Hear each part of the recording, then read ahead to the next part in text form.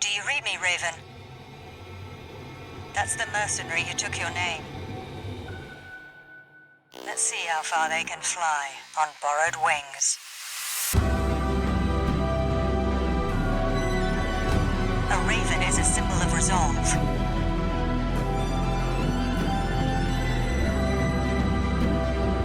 I realize what you are. The spark of war. Someone has to put an end to this injustice.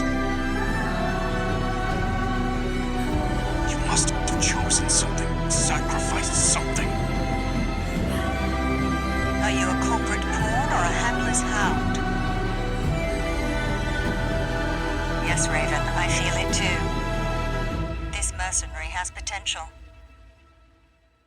Over the past 2 weeks, I've been making my way through Armored Core 6 over on Twitch, and while I have quite a few things I want to say about it, I believe this is a really strong entry into the series. So, before we get into the actual review section, I want to address some of the concerns and points that people have tried to bring up to me over the past few weeks. First off, while the game takes a fair few elements from other FromSoft games like Dark Souls and Elden Ring, I don't find it too Soulsy. Yes, the lock-on is weird to get used to, but it complements the already fast-paced gameplay that these games were stepping into, while allowing the player to focus more on dodging, and not having to worry about fighting the camera to make sure you keep fast enemies in your view. Secondly, the fact that people are saying this looks poor graphically is insane to me. Like, you're just wrong. While yes, this game takes design aspects from things like Gundams, which look very early 2000s, that doesn't mean this game has poor graphics in any sense of the word. The set pieces and artwork in this game are outstanding, but I'll get to that later on. First off, let's start with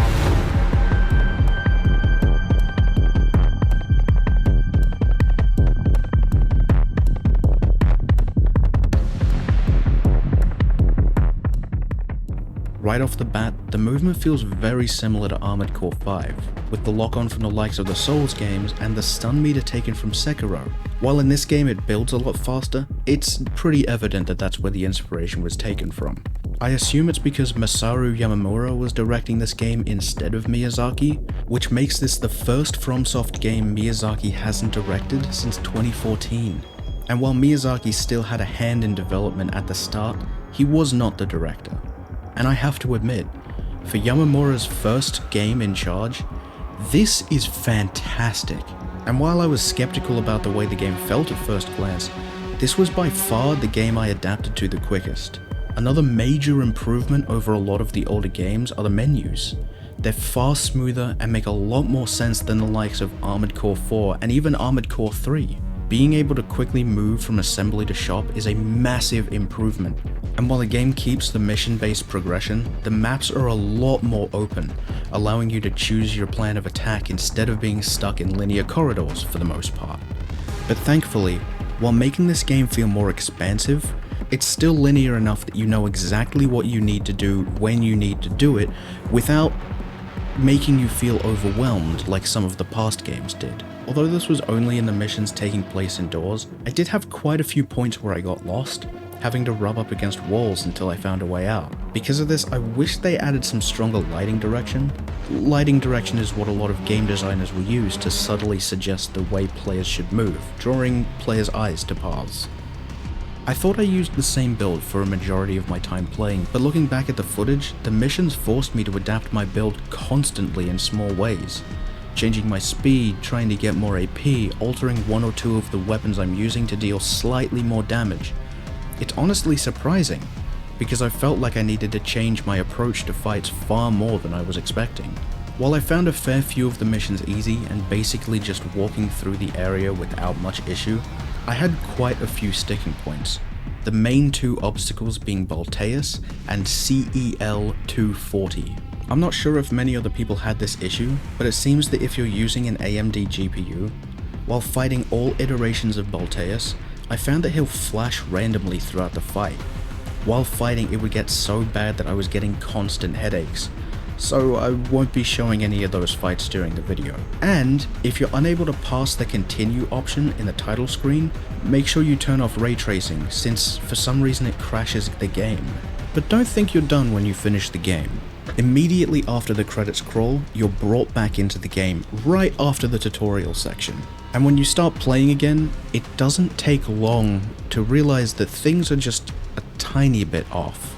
Some of the dialogue has changed, missions are missing or new ones are added, and choices are given to you mid-mission. It wasn't long before I realized that this game changes in both your second and third playthroughs. I would have been happy with just finishing where it was and going through each of the paths, but this keeps adding to the experience, pulling me further and further into the story of the game and mystery of what's going on.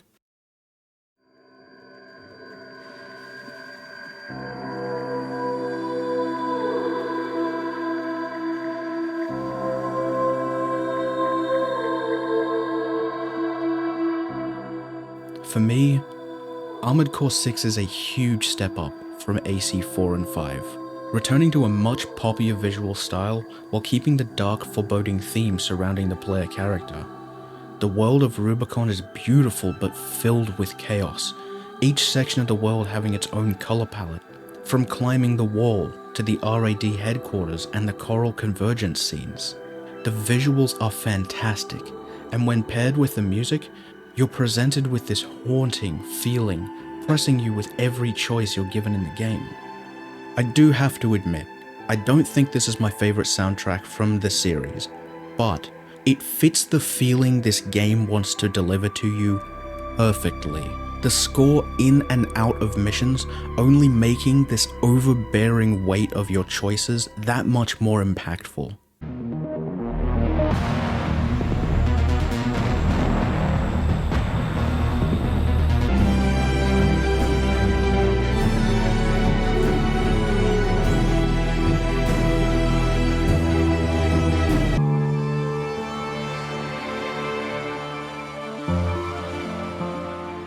Even the combat music gives this intense, foreboding feeling like you're going up against insurmountable odds.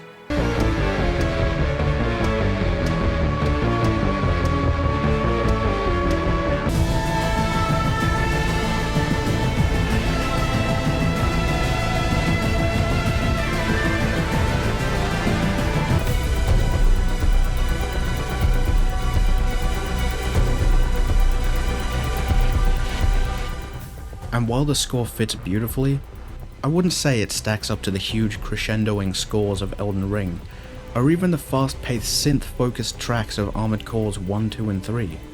It sits very nicely in the middle, of not being the greatest, but being far from the worst that I've heard.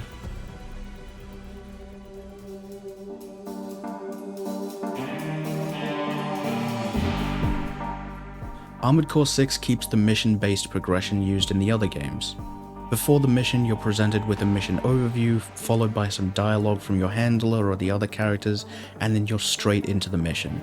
These missions are somewhat similar to the ones in previous games as well. Kill a bunch of MTs, defend a point, eliminate an enemy AC, but the thing I feel makes a major difference again is the way this game controls. The one grievance I have in the progression is that after every mission you usually be stuck having to listen to Handler Walter or another character talk to you for a fair while. It's not too bad in the first playthrough, but the fact that there's no way to skip these conversations in subsequent playthroughs really makes these moments drag on. I also realized that this game goes back to the naming conventions of earlier games as well, forgetting about links, normals, and nexts, which for me is a nice change since LC, HC, and MT feels a lot better fit for this universe, and is also a lot easier to pronounce. AC6, much like the others before it, also focuses on the damage caused by corporations and the wars waged between them. But this time, they added the choice of siding with the Liberation Front, a group attempting to liberate Rubicon from the brutal warring of the corporations and the PCA.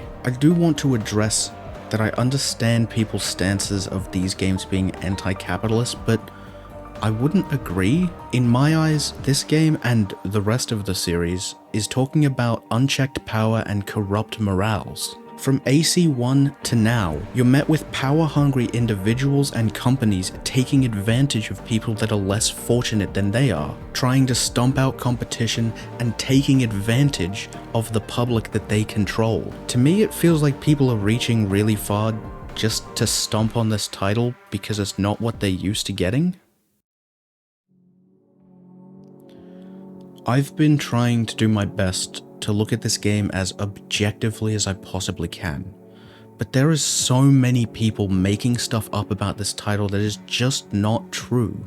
And while I'm trying to understand where they're coming from, it's just wrong. They didn't care. It lacks quality. It's false advertising. I'm not interested if it's not by Miyazaki. How jaded and blind do you need to be to say stuff like that? I'm not trying to say that this is the best game ever, because I don't see it as that. But it is far more than the low-effort slop that so many people are trying to make it out to be. I don't care if it's not the type of game you enjoy.